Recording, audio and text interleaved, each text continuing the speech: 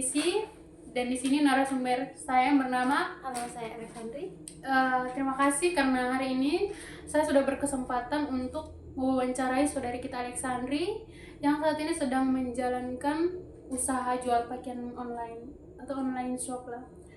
Di sini langsung saja saya memberikan kesempatan kepada saudari Sandri untuk menceritakan tentang usaha yang sedang dijalani saat ini. Baik, mungkin sebelum saya menceritakan tentang usaha yang saya jalankan sekarang, saya mau mengucapkan limpah terima kasih kepada saudari Jessie karena sudah mempercayakan saya untuk menjadi narasumbernya.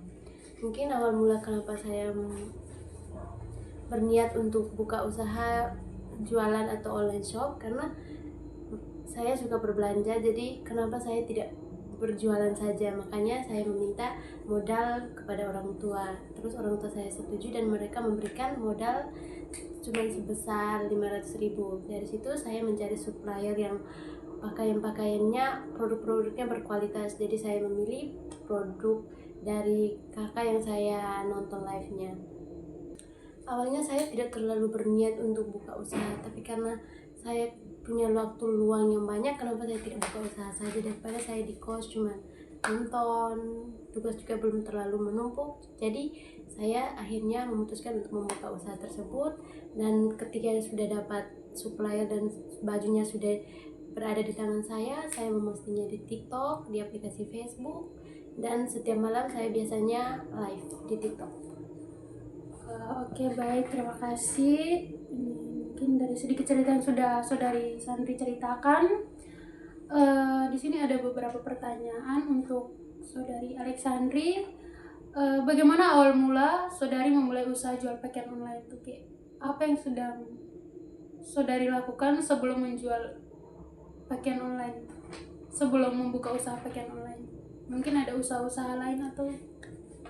Sebelum buka usaha saya tidak mempunyai usaha lain.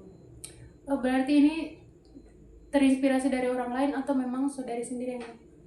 Sebenarnya terinspirasi dari orang lain juga, karena biasa suka nonton live orang jualan baju, jadi saya juga berniat untuk buka usaha. Oke. Mungkin ada tantangan atau kesulitan yang sering saudari Alexandri alami selama menjalankan jualan online ini? Mungkin tantangannya banyak, karena ini dunia online shop itu sangat ketat ya, jadi banyak persaingan. Jadi kadang-kadang kalau live ada yang beli, cuman ada 2 orang atau 3 orang yang membeli bajunya, kadang tidak ada sama sekali. Jadi mungkin itu menjadi salah satu tantangan terbesar. Baik. Kira-kira setiap hari itu saudari menjual pakaian online itu secara maksudnya melalui live atau ada juga secara langsung melalui teman atau apalah begitu? Kadang ada teman-teman yang langsung datang ke kos untuk melihat pakaiannya, karena di kos juga saya bersama kakak saya, jadi ada teman-teman kakak saya yang datang langsung lihat pakaiannya di kosan. Kira-kira di satu hari seperti itu berapa pakaian yang laku? Mungkin ada bisa sampai 10 atau ada juga tidak laku gitu? Ada di hari-hari dimana ada yang laku, ada 7 baju, 8 baju yang laku, ada juga di hari-hari dimana tidak laku sama sekali. Oke. Bagaimana cara saudari Sandri menarik dan menjaga kepercayaan pelanggan? Untuk menarik kepercayaan pelanggan ya tentunya kita harus utamakan kualitas produknya dulu. Misalnya pakaiannya kurang, kita harus jujur ke pelanggan kalau pakaiannya begini, pakaiannya trabek. Jadi itu bisa membuat pelanggan kita percaya dan mereka akan tetap kembali untuk membeli pakaiannya. Oke, tetap menjadi pelanggan yang setia. Ya. Mungkin apa pengalaman berkesan saudari selama menjual pakaian online tersebut? Pengalaman yang paling terkesan itu mungkin kan banyak baju yang tidak laku. Dari situ saya bisa tahu ternyata selera pelanggan itu berbeda-beda. Jadi dari situ saya bisa pikir untuk kedepannya itu bagaimana saya harus memperbaiki produk, kualitas produknya lagi, melihat sasaran pasaran itu yang bagaimana. Dari jualan online shop ke saudari Alexandri ini, kakak Alexandri ya, itu pengantarannya itu kira-kira kakak Alexandri sendiri yang mengantarkan atau mungkin melalui orang lain gitu? Jadi untuk pakaiannya saya sendiri yang mengantar, kadang mixing, kadang Oh, ada teman-teman dari kelas yang pesan, jadi saya kalau ke kampus langsung bawa. Oh, berarti kakak tidak punya kendaraan pribadi ya, mungkin Iya. melalui mixing. Hmm. Oke. Di saat kakak menjual pakaian online itu mungkin ada yang membantu teman atau apa begitu untuk membantu menjual pakaian online tersebut? Ada teman-teman saya yang bantu mempromosikan baju saya ke lingkungan sekitarnya, kakak-kakaknya, ada juga yang bantu. Kira-kira kalau 1 minggu itu berapa keuntungan yang kakak dapat dari menjual pakaian tersebut? Keuntungannya tidak menentu ya, karena dilihat dari baju yang laku juga, kadang satu hari 5-6 baju, 8-10 baju, jadi keuntungan tidak menentu, paling ya 100 atau 150 itu saja. Oke, jadi kalau dalam 1 minggu itu apakah modalnya kembali atau mungkin dalam 1 bulan modalnya itu kembali atau tidak? Karena ini online shopnya sangat ketat, persaingan juga begitu ini, jadi mungkin dalam 1 bulan atau bajunya semuanya laku baru bisa dihitung untuk keuntungan keseluruhannya. Itu apa sih Sandri? Keuntungannya, untung rugi dan bersihnya itu seperti apa? Kan tadi saudari kakak Sandri tadi bilang membeli pakaian tersebut dengan harga berapa tadi? 500.000. Kira-kira dari 500.000 itu selama 1 bulan itu apakah modalnya sudah kembali atau memang belum kembali modal? Dalam 1 bulan itu modalnya kembali karena pakaiannya sudah laku semua. Jadi awal mula kan modalnya 500.000 dan saya mendapat baju dari supplier itu 60 pieces, jadi saya kasih harga yang lain 35, yang lain 25, yang lainnya 300. Jadi untuk keuntungan seluruhnya, keuntungan bersihnya, kotornya mungkin 250-an. Oke, lumayan 250-an.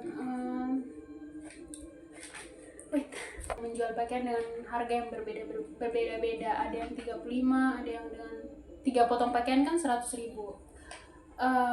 Apa saja jenis-jenis pakaian yang saudari jual? Mungkin kaos, kemeja atau apa gitu? Jenis-jenis baju itu ada cuma blus cewek, karena yang saya dapatkan dari supplier itu sisa itu, jadi saya cuma jual blus. Oke.